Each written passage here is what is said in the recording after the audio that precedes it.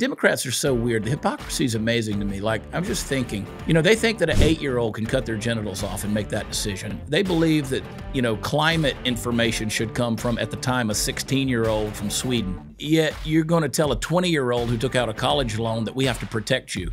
The dangling of the carrot of reparations right now, that's immoral. All they're doing is they're saying, listen, we're just going to give you more bait that's going to keep you on the hook. It's how the Democrats continue to be the party of slavery. Even bigger than that, I think, Chad, is this rhino problem. We are facing, I'm just saying, in general, a Republican in name only is a huge problem for us. And it begs the question, when I'm on the road, people are saying, so much so that I've just added it to my stump.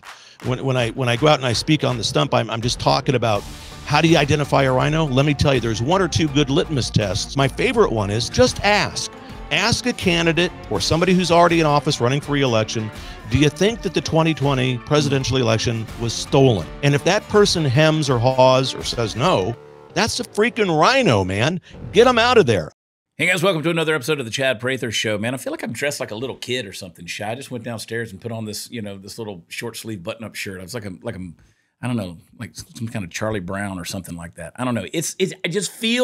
I feel the waves of the summer heat coming, guys. I'm about to go on 3 different vacations. I am. I'm going on a cruise, which is technically a work cruise, but it's going to be good.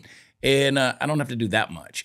And then I'm going to, I'm going camping, I think, for a few days next month. And then I'm going to Cabo in June. God, don't let Armageddon happen or World War III before I get to go on these vacations. I need a little rest. I guess that could be eternal rest, but I don't want to go that route. So anyway, thank you guys for tuning into the show. As always, ratings and reviews are appreciated. We like a 5-star rating and a review. I don't really care what you say as long as you're saying something that drives us up the rankings, and we always appreciate that. And I want to remind you guys, as always, drop your email address, thechadprathershow.com, so you can be a part of the family. And that just means you're going to get our Friday newsletter with some behind-the-scenes stuff and some information you're not going to get on the show. So check it out. And as, again, always, watchchad.com is where all the fun stuff is. Hey, guys, a lot of us are struggling to keep up with everyday bills. I mean, everything is still really expensive. If you own a home, I want you to call my friends at American Financing. That's right. They're saving their customers an average of $854 a month by tapping into their home's equity and wiping out high-interest credit card debt. $854 a month. That's like a $10,000 raise. Listen, credit card interest rates are insane, and most of us are still carrying a balance from month to month. Think about how much interest you're going to pay on that credit card if you're only paying the minimum payment every single month. American Financing never charges any upfront fees, and that's why they have over 7,200 Google reviews and a 4.7 star rating. They've helped thousands of customers save real money and put themselves into a better financial position. If you call today, you may be able to delay 2 mortgage payments, giving you great savings right up front. Call American Financing today at 888-675-4090. That's 888-675-4090 today to see what they can do for you. Stop living paycheck to paycheck. That's 888-675-4090 or visit AmericanFinancing.net. NMLS 182334, NMLSConsumerAccess.org. Check them out. Joining me today, one of my very best friends in the world. We don't get to spend near enough time together, but man, when we do, it's such a blessing. I love this guy. I love his voice. I love what he stands for. I love who he is. And you know him because he's been on the show numerous times, and many of you already follow and listen to his show, The Right Side with Doug Billings. Doug, welcome to the show. How are you, buddy? Chad, my brother and friend, it's good to be here. Thanks for the invitation, man. Good to see you in your new digs. This is the first time I've been on since you've relocated into this new studio. I was going to reach out and see if I could get you on in a week or two, give you a little heads up, but you kind of stepped in today. You came off the bench. We had a cancellation, and I was like, no, let's see if Doug is willing to jump on real quick. So, so we have no prep here. We have no bullet points to send to say this is what we're going to talk about. This episode will come out in a few days. So headlines will probably be old news. First of all, before we get into that, because I want to pick your brain on a couple of steady issues that we've been dealing with this year. But how's the show going, man? Because I think you have one of the best shows on the planet with The Right Side. I mean, you're doing that every day, right? How's it going? Yeah, we're plugging away. This is our 4th year, believe it or not. And I just want to remind the audience, 4 years ago, I was nobody, had just been fired from corporate America because of a certain stance that I took about COVID and the jab, which is perhaps a story for another day, another time. But I was on the internet trying to figure out what the hell I'm going to do. I started this show trying to tell the truth. I see this guy named Chad Prather on Cameo, and I just out of the blue said, "Hey, I'm trying to start a show. Can you give me some tips? Can you do this Cameo and give me a plug?" And Chad Prather plugs Doug Billings without ever knowing him, without ever vetting me. And God knows you should have. But it's been great ever since, and it's been surreal on a lot of levels. I mean, in 4 years, we get about 2.5 to 3 million views a month. I'll take it. We want to do better than that. Sometimes we beat CNN. I'm quickly reminded that the Food Channel beats CNN. So that's a short-lived celebration. You kill it, brother. But it's great. Yeah, we've had all sorts of we've met become friends with you, have become friends with people like General Flynn. I've met with Trump 4 times. I'm going back on May 9th to the 12th. They've invited me. They're putting me up at Mar-a-Lago. And I know you just got back from there, so you know what that's like. And so that's been great, and I appreciate you asking. Mar-a-Lago, we'll dig into that because you've been there. You've been there many more times than I have. I've been a couple, and you're a fixture at this point. I will say, not fortuitous. It was a God thing whenever you and I connected, because you know how it is. Sometimes you meet somebody and it's just instant, and this guy is the right guy. I mean, it's soul meets soul and simpatico, and so you and I hit it off, and we've been around the sun a couple of times together. We've shared some cocktails, had some laughs, and a lot of fun times. And man, I really appreciate your friendship. So I'm glad that it's one of those things where like we may not talk for a little while, but then we're just like right back at it. And so I really do appreciate that about you, and I appreciate, as I said earlier, your voice because I really do believe the spirit of Rush Limbaugh, whatever that means. I believe that mantle rests on your shoulders in some ways. I think there's certain people out there that the spirit of Rush Limbaugh just kind of is in them, and you're one of those guys. And that's Thank you, that's Chad. high praise, tall cotton there to be walking in it. But I think you do it pretty well. And when I say that it's pretty well, I mean you're doing it with an extreme amount of excellence. So good job on that. Well, thank you, brother. Look, that is a high honor, no doubt. I'm quick to say every time I hear that, and I'm blessed every time that I do, there will never be another Rush Limbaugh. I am not here. Some people notice and say, "Hey, Billings, what the hell? It's kind of brazen of you. How big are your cojones? You got that gold mic. What are you pretending?" So the gold mic was actually given to me as a gift by a friend of mine who said the same, paid me the nicest compliment, just like you did. And so to honor my friend who gave me the mic, I used this golden mic. I'm not trying to pretend, but we've had, I like to think that the spirit of Rush lives in all of us on the right side. You, me, the people that want to carry that torch, that mantle forward. Rush could do it by himself. No, I don't think anybody else can do it by themselves. We all are in this together. My show, I'm certainly not a stand-up comedian. I'm blessed to just be able to give my opinion about the news of the day, to look around and give my opinion about what's going on, much like what you do. And General Flynn, even when I met Trump, the first thing he told, and I was down in Texas with you, and you introduced me to Glenn Beck. The first thing he says is, "You remind me of Rush Limbaugh." Now, he was talking about the way I look, which immediately made me think I've got to lose a few pounds, obviously. No, I'll never forget that, because we were on Sarah Gonzalez's set, The News and Why It Matters, and Glenn got up, came around, shook your hand, and it just, Glenn was kind of taken aback, and he goes, "You remind me, just when I look you in the eye, it reminds me of Rush Limbaugh." And so that was interesting. Yeah. I was there for that. So that was a pretty interesting take on Glenn's part. So that's. And ironically, the first time I was down at Mar-a-Lago, I was with General Flynn. Wow. And Trump said the same thing just by looking at me. Just said, "You look kind of remind me of." I go, "I obviously do need to go on a diet here, everybody." And they had never seen the show, but it's just surreal to be able to go down and see President Trump and have him shake your hand and say, "Doug, how are you?"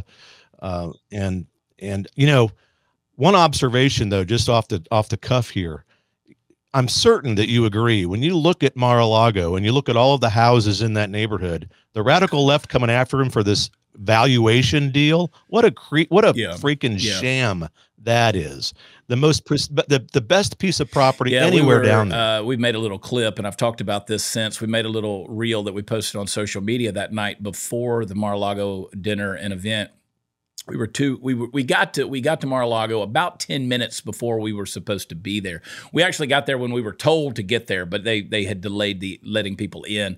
So we drove on past because the security's obviously strict there. We drove on past. We went 2 roads down and we pulled in. And there's always traffic on that road. What is that, Ocean Boulevard or whatever it is? But there's always traffic there in front of Mar-a-Lago. It's a little bit of a traffic jam. So we went two roads down. We pulled in. And I like to pull up Realtor.com on the app, and I just see what the valuation of homes are in certain areas where I'm at. Right. And it's just I'm just curious about where the places, what they're worth, or what people are paying for where I'm at. And so every house on that street, just 2 blocks up from Mar-a-Lago, were $20 million, and the one down by the water on the lake side of the island, that one was $59 million. And I thought, okay, so these little shacks, and these homes were maybe 4,000, 4,500 square feet, just looking at their footprint from the outside. Not 22-acre Mar-a-Lago with, this historic E.F. Hutton Post mansion. With lakefront and oceanfront tunnels and the whole thing, with the membership valuations of it.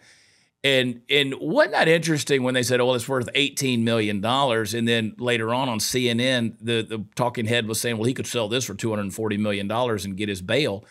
And I'm like, so which is it? What's the story? So these talking heads are idiots, For 10 years, Patriot Mobile has been America's only Christian wireless service provider. When I say the only ones, they are the only ones, and I'm so proud of them as my friends and partners for this show. Patriot Mobile offers dependable nationwide coverage, and they're going to give you the ability to access all 3 major networks. So if you're used to a certain coverage, you can keep that same coverage, but you can also use Patriot Mobile and not fund all of these big companies that send a portion of your bill to leftist causes. So if you switch to Patriot Mobile, you're sending a message that you support free speech, religious freedom, the sanctity of life, the Second Amendment, our military, veterans, first responder heroes. 100% U.S.-based customer service team makes switching easy. They will even give you free activation when you use promo code CHAD. You can keep your phone. You can keep your number. You can upgrade. They'll help you do that, but they will find the best plan for your family and for your needs. Go to patriotmobile.com/Chad or call them 972-PATRIOT, 972-PATRIOT, or give them a call or check them out online, I should say, patriotmobile.com/Chad. Join me and make the switch today.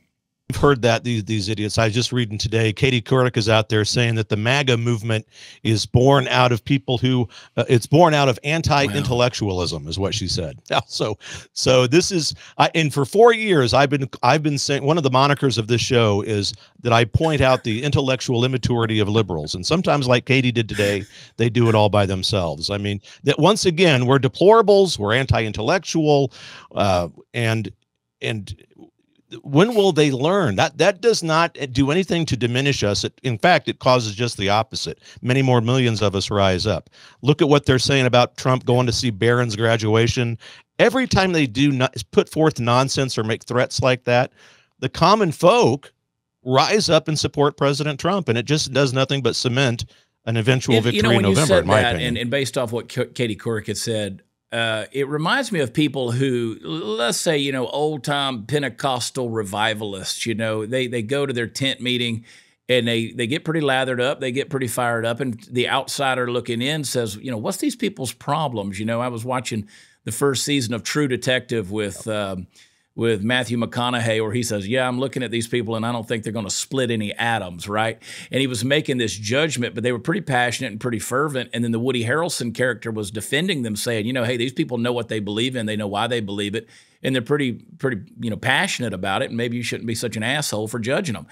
And I'm like, this is sort of the way people look at the MAGA movement or the Trump supporters. And they're like, well, these are a bunch of imbeciles that don't know anything. You show me some people who are really passionate about what they believe, even if they may not have the ability to articulate it in the most effectual way all the time. And I'm not saying that's necessarily true or characteristic of the MAGA movement, but even if that's the accusation, I still want people who are passionate about this country. And, you know, the Don Lemons of the world and the Rachel Maddows and the Stephen Colberts and those guys, they just don't inspire a whole lot of passion in me in terms of pursuing patriotism. You know what I'm saying? So for me, when I look at guys like that, I'm like, you're not inspiring anybody. But Donald Trump, a billionaire, comes down that escalator. You can go to Mar-a-Lago and you can see the gold trim and the gaudiness of the decoration and all of the, it's just a wild, surreal place to be. And how passionate the people that are on that property are, even the people that work for Mar-a-Lago or work for Trump. Yeah. They love him. They love him. They love him. And it's people of all colors, to be clear. The people who are on that property, yes, it's not, that's exactly and from right. Various they love countries. him. I mean, and you talk to them and they're so passionate about their jobs. Everything there is done with excellence. The food is always fantastic when you eat there. And I'm like, you know, but then you look at the people, the average rank and file out there, the guy who's changing the oil at a Jiffy Lube underneath a truck, who somehow that guy in his blue-collar workaday lifestyle relates with a billionaire mogul who has been one of the most famous people on the planet for, you know, decades now, an icon of American culture. And it's like, you tell me one person on the left that inspires that kind of thing. It just doesn't exist. Doesn't exist. Yeah. They don't exist. And the common man and women in this country, the man and women in this republic, look at Trump, who can't often catch a break, who often are working hard, they're paycheck to paycheck. And to your point, you don't have to be a member of Mar-a-Lago to appreciate Mar-a-Lago and to appreciate what Trump has done. And when they see Trump not catching a break, not what we're witnessing is, and I don't know if people would articulate it like this, but this is what we're watching on TV. The Barron Trump, you can't go to your son's high school graduation, that kind of thing. This is not the American justice system. And Mary and John Doe on the streets of Main Street America know this, and they see it, and they're drawn to Trump because of it. Everybody, you know, it's not scientific. I know that. I grant you that. But my opinion is there are multiple hundreds of millions of people, again, John and Jane Doe on the streets of Main Street America, who may have voted for Administrator Biden. I never call the guy president. They may have voted for him. But what they're looking around and seeing in this country is such a nightmare that they're saying, this isn't what I signed up for. And they see Trump being persecuted. They've been persecuted, perhaps. They've not been able to catch a break. They know what it feels like to be under pressure from the man, and it draws people to the average him. rank and file person out there. They've been through life, and a lot of them have a bad taste in their mouth about the government. Maybe you've gotten that letter from the IRS or the state comptroller or something where you suddenly felt helpless or hopeless because you didn't know how to fight this, or now you're in a legal battle with something bigger than you knew how to deal with. They can relate to that sense of dictatorial judgment that these courts are doing in the form of lawfare with Trump. The Barron Trump thing is an interesting story to me because this is just another example of them demonstrating the dictatorial type of behavior that they're accusing Trump of doing. You know, Whoopi Goldberg goes on The View and says if Republicans get in power, they're going to bring slavery back. I don't know, Doug. I don't know who listens to that pablum and believes it, but obviously there's a lot of morons out there who do. So, you know, and then to make that a reality, to believe that that's something that is honest to God, a critical thought, or that's a real prognostication in the political climate of this country is stupid to me. You know, the meat in your grocery store aisle, it probably didn't come from America. That's right. It's mystery meat. You don't know where it's from. Not only that, but when you see that product of the USA sticker that's on the meat packaging, it just means that it was packaged in America. It doesn't mean it was raised here. So that's not what our friends over at Backyard Butchers are all about. Listen, they're a Christian conservative Texas-based company that's dedicated to delivering not only the best meat, but the best deals and quality of chicken and beef to you. Their American-raised, American-harvested meat comes from their own backyard. and they deliver across the nation. The meat is grass-fed and grain-finished, meaning that everything they deliver to you is going to taste amazing. Trust me, my freezer is full of it, and I cook it almost daily, if I'm being honest.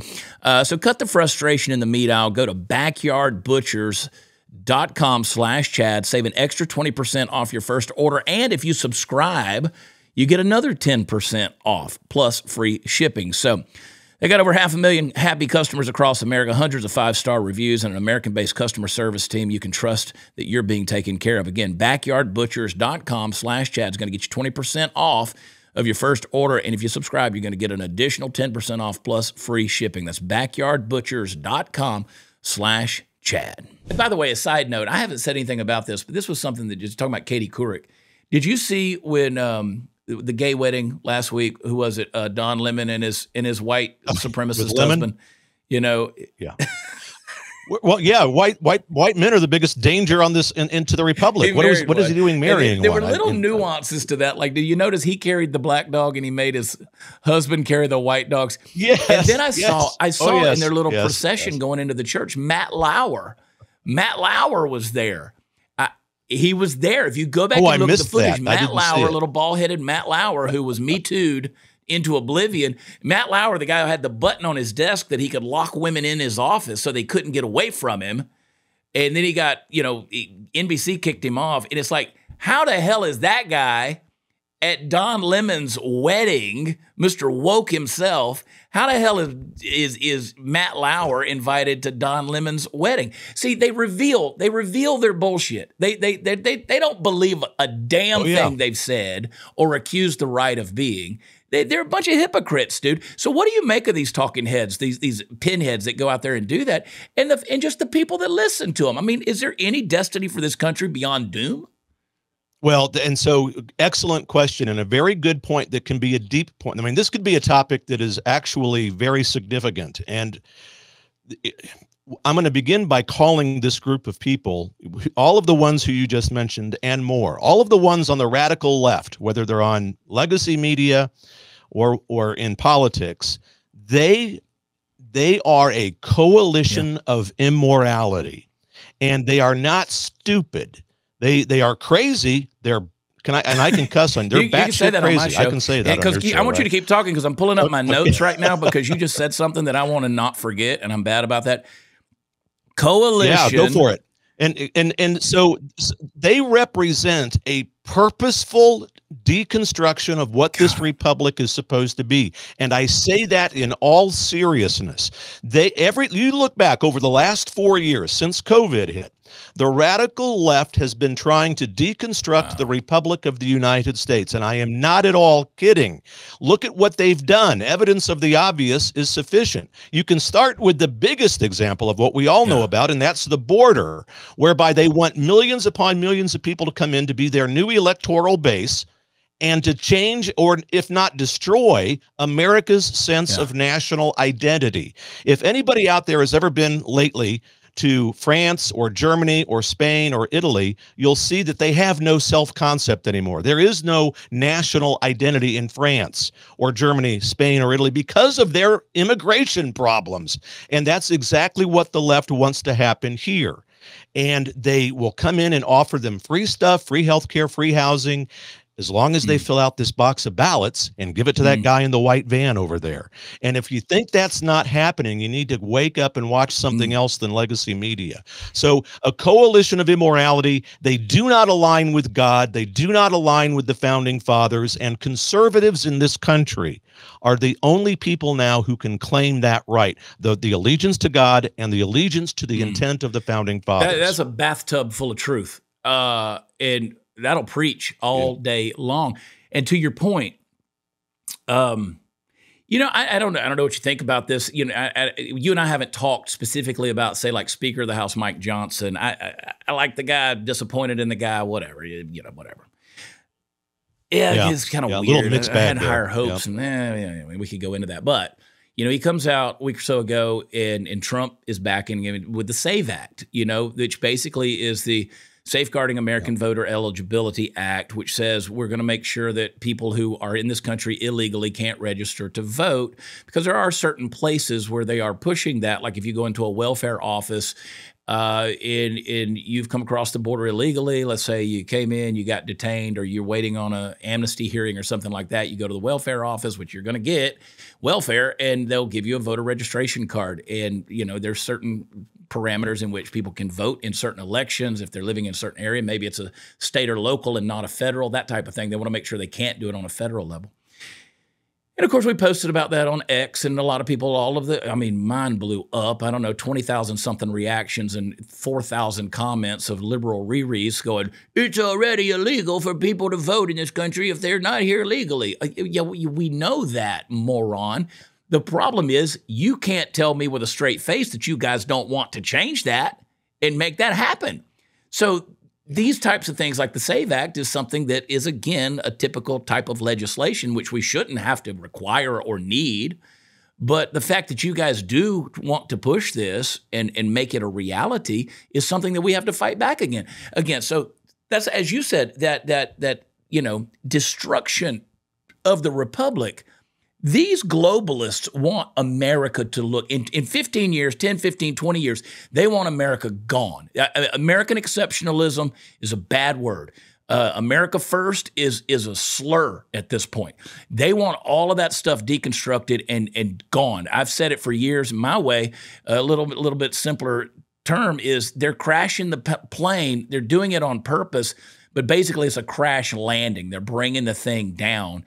And they know that, and they know that there's not much anybody. The people in the back don't know how to fly it, and the window licker in chief who's sitting in the pilot seat up there, he doesn't know what the hell he's doing either. So they're fine to see it come down. It's an Obama plot. We've seen it over and over again. But yet you and I are the crazy people. Yeah, talk about crashing the plane. They're in full force kamikaze mode. I mean, they're driving it into the dirt. And look. I would last weekend. I had here in Kansas City. Matt Gaetz came to town and spoke at one of the Lincoln Day dinners here in town, and you speak about Mike Johnson, and I'm a mixed bag. I'm reminded though. Look, our problem is the nightmare in America is so bad that we want change, that we want to get things done, and we have a sense of urgency, and we still have to negotiate to a degree. I understand that. I get it, but I also know that aside from the Democrat. And I've gone so far as to say, maybe you've heard me say it before, just when we're talking, I don't believe there are any more Democrats. I mean, as there's certainly no more John F. Kennedy Democrats. I think not even any Bill Clinton Democrats. They've couple weeks Joe ago. Lieberman, you may be right. And they've blended communism and socialism together. I call them the Communist Socialist Party. And they are, yeah, you're right. It's a good visual. They're flying the country right into the ground, and they despise America. Look, you watch any one of these people. Look at people on X, even the celebrity class. Rob Reiner is a great one. He's always out there saying something, and they never refer to us as a republic. Chad Prather is a threat to our democracy. But we're not a democracy. And the founders had specific and passionate debates about us not being a democracy. Thank you very much. We're a republic, but they don't say that word because it's the root word of Republican or whatever. And they don't want to go down. They don't want to say it. And they continually deny the founders' intent. And wait, don't get me started on this whole Christian nation thing. If you go back and look at the founding fathers' writings, their journals, their diaries, look at early colonial American and United States school curriculum, you're damn right they wanted the Bible taught in public schools. You're damn right they wanted theology, philosophy, the arts, civics, and so forth. But I can't call it, we're not founded on Christianity. BS. We are. We're and the whole Baptist Danbury letter from Thomas Jefferson, taken out of context every time they use it. I could go on and on, but this is what they do. They are not a pro-America political party. No, they're not. No longer. Gone so far in an extreme generalization. My friend Weston Martinez said this a couple of years to me, and it stuck with me about, he said, we don't have Republicans and Democrats. We have patriots and traitors. And listen, some of those traitors are Republicans, to be clear. Yeah. You look at what these people, and you think about coalition of immorality, a major political party who advocates the death and the murder of babies, and even sometimes partial birth as they're being born, and it's medieval. Or to dare to suggest that children who are confused about happiness and being able to find wonder, joy, and meaning in life, to be able to say to them, well, you must be gender misappropriated, and let's mutilate your genitalia. That'll bring you happiness. That'll show you where to find wonder, joy, and meaning in life. It's absolutely abhorrent. And one of my good friends, Father James Altman, one of the few Catholic priests out there who are actually speaking from the public venue, the public square, about all of this, has said, you know what? You cannot be a Democrat and be a Christian. It's absolutely impossible. And I believe I concur. You know, Karl Marx called religion the opiate of the masses, and that's these full-blown Marxists these days. They believe that. They believe if you claim God, faith as a foundation, anything, then you're just led astray. You're another one of those ignorant people. What was it? Your Bible and your guns. Isn't that what Obama referred to? Another thing, for Republicans, we just cling to our Bibles and our guns. And you alluded to something right there about the Democrats are so weird. The hypocrisy is amazing to me. Like, I'm just thinking, they think that an 8-year-old can cut their genitals off and make that decision. They believe that, climate information should come from, at the time, a 16-year-old from Sweden. And then yet you're going to tell a 20-year-old who took out a college loan that we have to protect you from being taken advantage of by getting the college loan, and we're going to, in a stunt here, regardless of what the Supreme Court has to say about it, we're going to forgive your college loans. No, you're just going to pass it on to the blue-collar, hardworking person out there who didn't either go to college or has already paid for their college degree, and you're going to just, further tax the middle class and say, oh, look, you guys have forgiven your college loan. So this kind of idea that these guys are for the people, I can go even one step further. God, I'm sitting, you're talking about this stuff, Doug, and I want to steal your idea. I want to write a book called A Coalition of Immorality. I want to write the freaking book. Do it, brother. Because if you look at this stuff, the dangling of the carrot of reparations right now, that's immoral. All they're doing is they're saying, listen, we're just going to give you more bait that's going to keep you on the hook and keep you further dependent on the government, because they're never going to give. It's how the Democrats continue to be the party of slavery. Those entitlements are nothing more than slavery. We'll give you just enough to make you think we're giving you something, but it'll never be enough to get you off the government tit. It'll never be enough, whether it's the welfare system or whether it's reparations. And I think the reparations thing is making even a bigger deal with the open borders going on, because they know the most marginalized people of the black community are the ones who are immediately going to be replaced by the illegals who are coming across the border. So I literally feel tragically sorry for these people who have bought into this lie for multiple generations, because they don't see the train coming through the tunnel, man. And it's about to be tragic. Right. And we have, as a result of that, and you hit a good point there with the minority, especially the black community in America, especially black men, in record numbers, they're coming over to Trump's side because of what they've seen and what they're experiencing. And another thing, we talk about this coalition of immorality. What's the guy's name that got the trans guy, Mulvaney, the Bud Light deal? Yeah. So I read, again, he's coming to Kansas City. I wrote online, this is on Facebook earlier today, Mulvaney's coming to Kansas City. And in the comment section on Facebook, I said, be sure to remind him that if in 300 years, if an archaeologist digs up his bones, they would have discovered the bones of a man. Like this right here, these were testicles. These were... These were testicles. Here's a skeleton with a 5 o'clock shadow. Oh my gosh, dude! Talking about Matt Lauer earlier. Where is the Me Too movement? Where do these people go? You're talking about coalitions of immorality. Where the hell did these folks go when you got dudes putting on a one-piece bathing suit, jumping in a pool with collegiate swimmers that are girls, or you're going into Planet Fitness? I mean, you had a dude, a couple of weeks ago, dude goes into a Planet Fitness, says he identifies as a woman, pulls out a bottle of lotion, strips down naked, and hands it to a 17-year-old and wants her to rub it down all over his body. What the F, dude? I mean, where are we living at this stage in the game? And people are going to defend that kind of crap? Blow the whole system up, dude. It's insane. You got a guy that plays a golf tournament, qualifies for an LPGA event, and the only thing he did different was paint his fingernails and play with extra balls in the bag. And then you got just this week you had the high school runner, teenage boy, who beat those girls in the track meet by like 100 yards. I mean, and you're going to say that's okay. And they say, the headline says trans runner. No. It's a dude. Jeez, and Bruce Jenner will always be Bruce Jenner to me, with all due respect. And he's not a bad dude. He's of course. He's a kook, but he's not a bad, but he'll always be Bruce Jenner. I refuse to capitulate to their titles and their mutilated genitalia and their pronouns and whatever. I refuse to engage. The thing with this, we look at women's sports and the attack on it, and women, they're starting to rise up and complain and make news, but this is rooted, the feminist movement from the 60s and the 70s, it's rooted in that. They've got themselves to blame for this.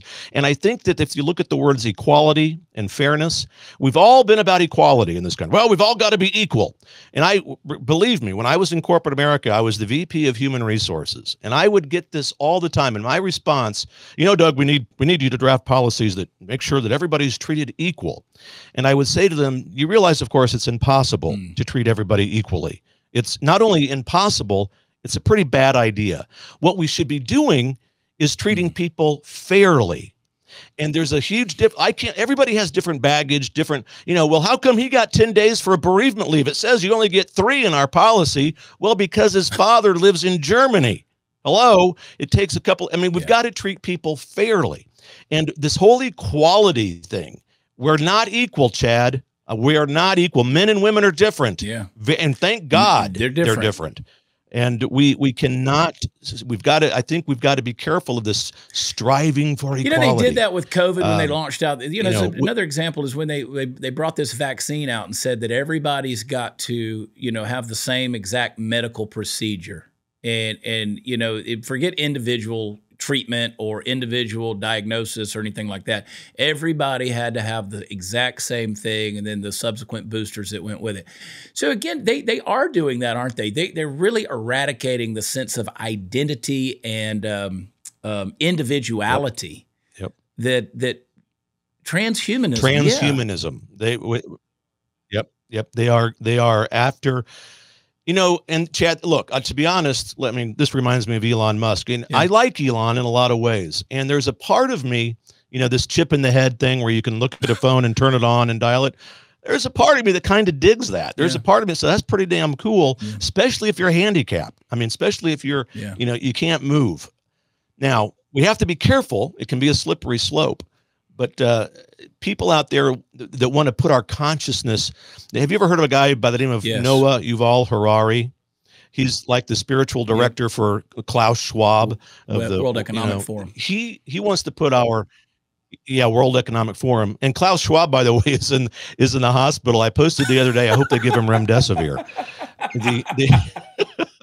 Well, that'd be some weird comeuppance, wouldn't it? Ironic. Yeah. That'd be some karma, wouldn't it? Oh boy.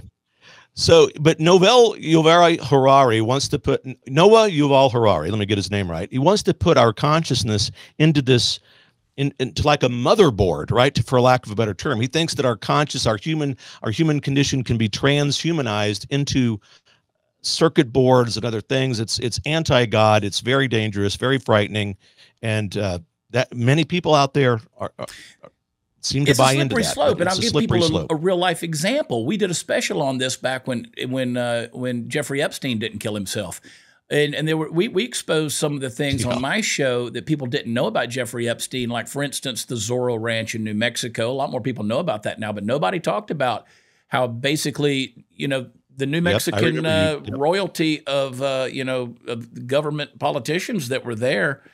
The King family, they basically had him insulated there because if their ranch was like a donut, he was the hole. Okay, so you had to fly in to get to the Zorro Ranch. It wasn't an easy place to get to, so he was in a way insulated. But he was all about the transhumanism stuff. I mean, one of his requests was he wanted them to preserve his head and his penis when he died. And his whole thing was he was bringing, 20 virgins at a time out to the ranch. The goal was to impregnate all of them so he could create a whole little society of Epsteins.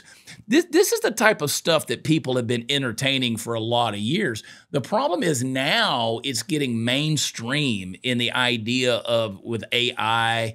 It's kind of the next logical technological step. But as you said, it's a slippery slope into destruction is what it is. I mean, this is some real science fiction shit that we're starting to see. Yeah, we look, I know I'm at the end of the day, I'm fairly simple-minded. We have a God, a creator who made us in his image and who endowed us with certain inalienable rights. The Constitution of the United States. The Constitution does not grant us our humanity. It does not grant us our rights. God grants us our rights. The Constitution limits the government's ability to infringe on our rights, right? So we have this swath of people in this country, and thankfully, I'm still a believer that they're the minority.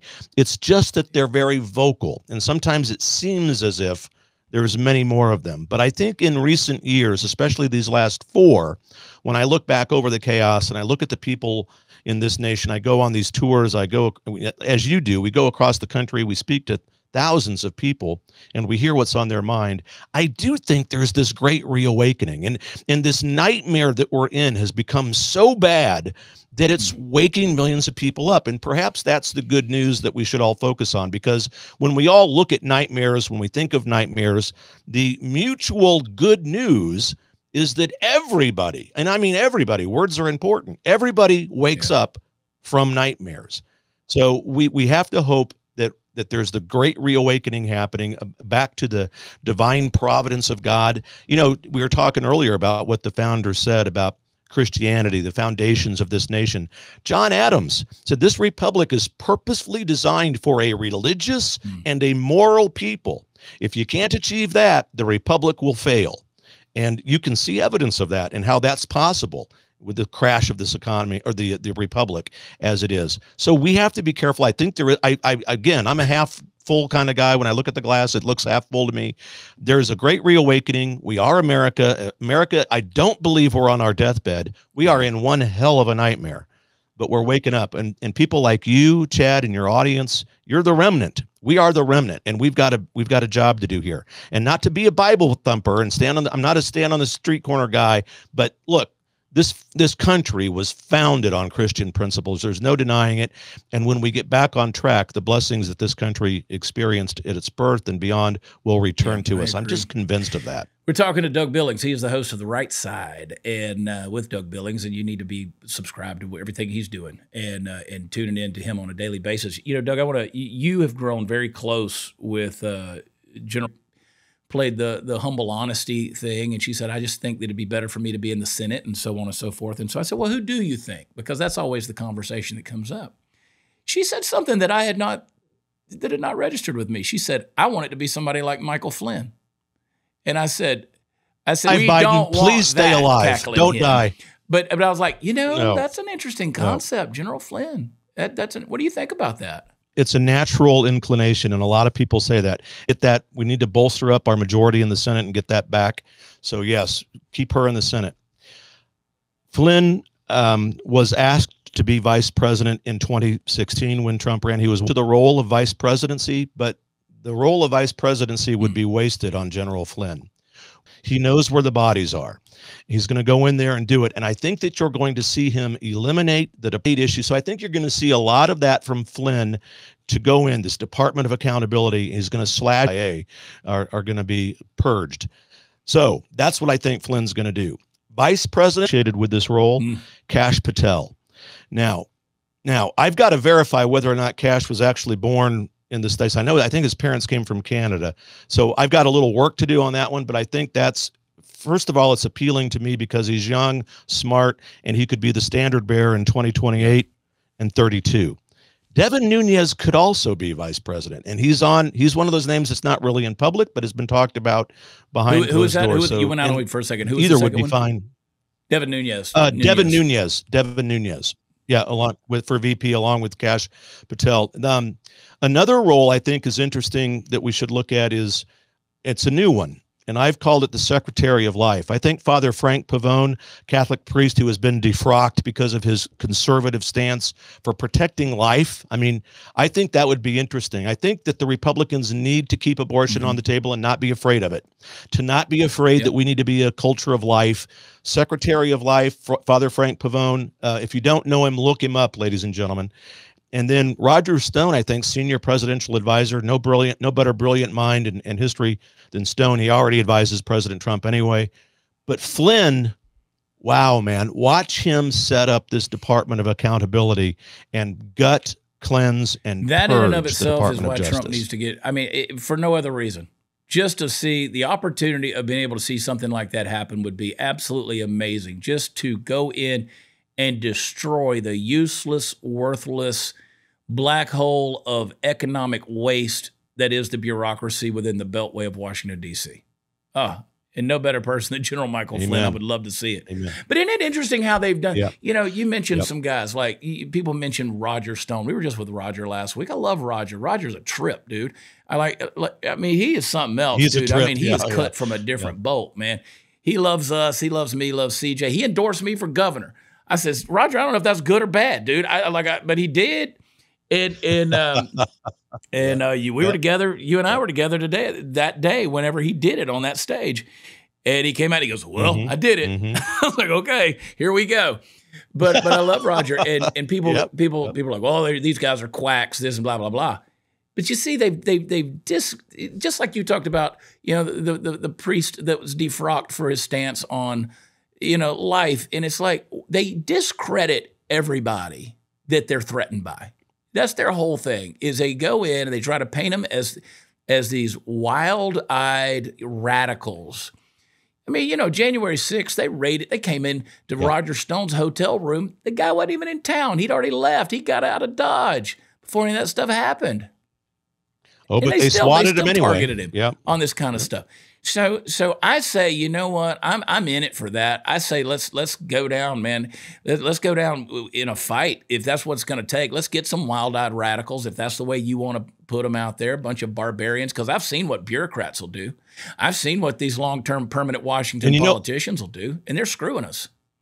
You know, and Chad, I'm going to say this. I don't know if you've ever thought of this, or there's another guy out there who I used to like when he first came upon the scene. He's down in your neck of the woods. I think you ought to run against Dan Crenshaw. That jackwagon, I mean, he's the biggest disappointment. He's one of the top three biggest disappointments that I can think of. He let a lot of people down. No, and I tell you, you know, my buddy Jameson Ellis has run against him twice now in two different times. Jameson got really close this last time. Didn't spend a whole lot of money, and I think still got within 9% of him. I will say this. I won't say the cards are off the table for me. I will say there's a lot of people who are asking me about it and talking to me about it and interested in me doing that. Of course, Carrie Lake, she floated the idea. She said, you should just run as an independent. Well, I can't do that because in the state of Texas, I voted in the primary as a Republican. So once you do that, and plus you have to file, I think, between November and December of the year prior if you're going to run as an independent. But I voted in the Republican primary, therefore I forfeit my ability to run as an independent, which wasn't a desire of mine anyway. But, you know, there are people out there who have encouraged me to do that. Yeah. And then, of course, you see people who say primary is ass. Well, the primaries are over. That already happened, unfortunately. And most of the conservative PACs here in District 2, which is where I live, they did not endorse or encourage anyone to vote for Dan Crenshaw. I mean, the guy is an absolute disappointment. So I will say this, we've got a couple of years to look at it. Hopefully we survive. We'll see. Or I pray to God, you know, Dan has a transformational experience, and because I knew Dan. I've done many events with Dan. We've had cocktails together. We visited together. Dan's a smart guy. He's not stupid. He's not a dumb guy. But, man, you want to talk about pulling the wool over people's eyes, and it's a disappointment. It is a disappointment. Yeah.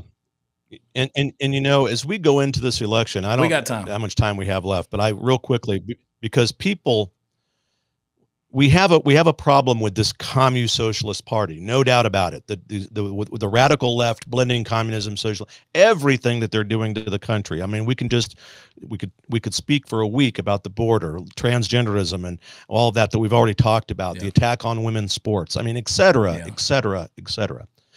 Beyond that, and probably more significantly, and speaking about Dan reminds me of it, even bigger than that, I think, Chad, is this rhino problem. We are facing the people that can't get elected as a Democrat who put an R behind their name. I'm not accusing Dan of initially doing that. I'm just saying, in general, a Republican in name only is a huge problem for us. And it begs the question, when I'm on the road, people are saying, so much so that I've just added it to my stump. When I go out and I speak on the stump, I'm just talking about how do you identify a rhino? Let me tell you, there's one or two good litmus tests. One is, my favorite one is, just ask a candidate or somebody who's already in office running for re-election, do you think that the 2020 presidential election was stolen? And if that person hems or haws or says no, that's a freaking rhino, man. Get them out of there. I don't have any patience for that. I was at this dinner last weekend in Kansas City. I mentioned earlier in this segment. Matt Gaetz came to Kansas City to give his talk. Great guy. I like Matt a lot. And I was sitting next to a few candidates, one of which was running for Secretary of State, one running for Attorney General, who didn't want to tell me that the presidential election of 2020 was stolen. I'm sorry, and I didn't make a big deal about it, but those are rhinos, ladies and gentlemen. I have no patience for that. We've got to get beyond that. Got to get rid of the damn machines. We've got to make what the founders intended. Election day, right. Not election month, and not even election week. You know, if they can do it in third world countries, vote and count it in a day or 20 or 48 hours, so should we. And get rid of these damn machines. Chad, there's a whole bunch there, but how do you identify a rhino? Begin with that question. Sir, ma'am, do you think that the 2020 election was stolen? Yeah, and see what they say. It's a pretty good litmus test. It's a pretty good litmus test. I mean, and again, you talk about how, hey, listen, what I alluded to a minute ago about running as an independent, but there's rules that you can't, like that in and of itself, if the people of District 2 here in the state of Texas want me to be their congressman, it doesn't matter what party I'm a part of. If that's who they vote for, then that's who they should get. But again, there's all these different rules that they've done.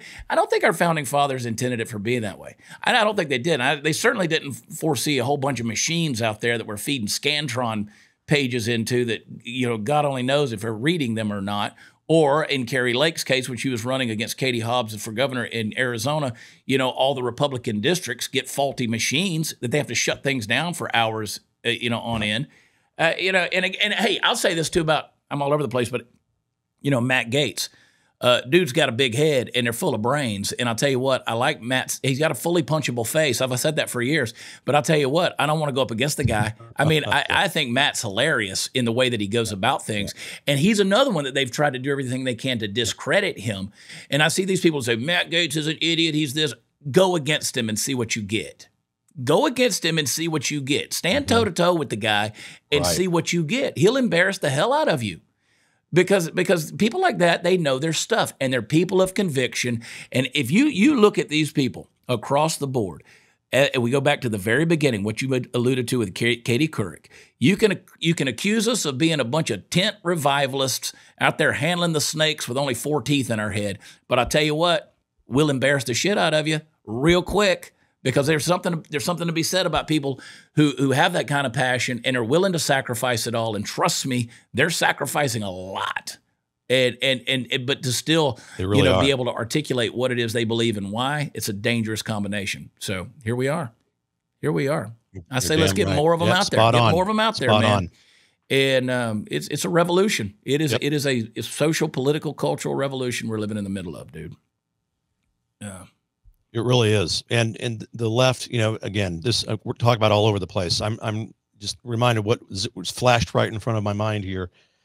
We talked about Trump, we talked about the weaponization of a legal system against him and against other people too in this country. Happens. Look, if by now we don't all know that innocent people plead guilty every day in this country, every freaking day, thousands of innocent people plead guilty because they don't want to go through that process. They just want to get it behind them. They don't have the finance, whatever the reason is. I'm telling you, it's true.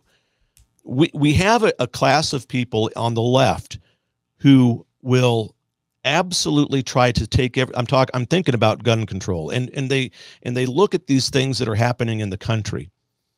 And then at the same time, I'm reminded about these prosecutors that all work in blue states.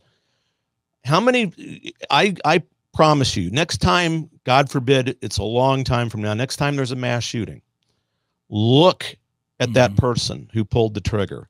And I will lay you odds that chances are pretty damn good that within the last few months, they were arrested and put in jail on some charge or another and let go. And they're out now to cause more damage. This is the problem that we're dealing with. We have so many laws on the books. If they were enforced, if we had prosecutors that had the balls to prosecute with extreme prejudice and put them in jail for a substantial amount of time, and the way it is now, if they're prosecuted at all, they get out in a few days or a month, and they're out, and they're doing what they're just doing. They're committing these crimes. I get on it. I don't know why it crossed my mind, but it's a soapbox of mine. It's an issue that we need to look at, and it's just, again, part of the purposeful deconstruction and chaos and the nightmare that this Commune Socialist Party and coalition of immorality is casting upon us. Meanwhile, the DOJ is making sure to put grandma that took a guided tour through the Washington Capitol on January 6th in solitary confinement without charge and holding her until, Doug, we need a cocktail, dude. We need... Golly. Well, I was reminded, since it's your show, I could have a drink. It's late enough in the day while we're recording this thing. We should have had a drink. What's next for you? I mean, when do I see you again? I'm coming to Kansas City later this year, but what's going on with you? Where you're traveling? Where are you going? Okay. Well, yeah, I'll always catch you when you come to KC. I would, I'm doing a couple of my own conferences this year. They're June 28th, 29th. I've got other dates in the future. I always ping you, and I always ask you if time permits, because you've got a carte blanche invitation, and always existing and always standing invitation to come and speak at any event that I host.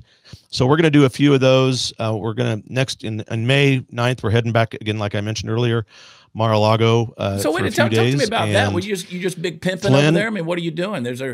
You just going over to eat the food and just sleep in the sweet beds, or what? I do.